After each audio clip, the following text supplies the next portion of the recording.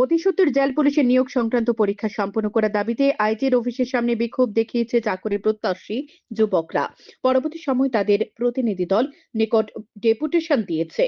জনৈক চাকরি প্রত্যাশী যুবক জানিয়েছে 2022 সালে ডিসেম্বর মাসে জেল পুলিশের নিয়োগের জন্য নোটিশ জারি করা হয়েছিল।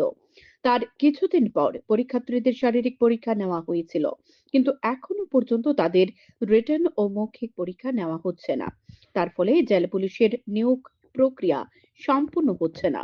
তাদের অভিযোগ, পরীক্ষা নেওয়ার জন্য একাধিকবার ডেপুটেশন প্রদান করা হয়েছিল, কিন্তু কোনো সদুত্তর পাওয়া যায়নি। তাই বাধ্য হয়ে আজ আইজি অফিসে ডেপুটেশন প্রদান করতে গিয়েছিলেন তারা। মাননীয় সিএম স্যারের কাছে একটাই অনুরোধ থাকবো যে আমরা যে 249টা পোস্ট 2022 থেকে পেন্ডিং আছে আর কি, প্লাস আমরা বারবার ডেপুটেশন দিচ্ছি, কোনো রেসপন্স নাই ডক্টরের থেকে আর সিএম এর থেকে কোনো রেসপন্স পাইছি না আমরা। প্লাস আজকে আমরা আবারও মিলিত হয়েছি যে আমরা যে ফিজিক্যাল কোয়ালিফাইং লিস্টটা আছে এটা আমরা আপলোড করানো লাগবো উইদিন 15 ডেজের মধ্যে। আর মানে পরীক্ষাটা এই মাসের মধ্যে নিলে বেস্ট হইব আর কি।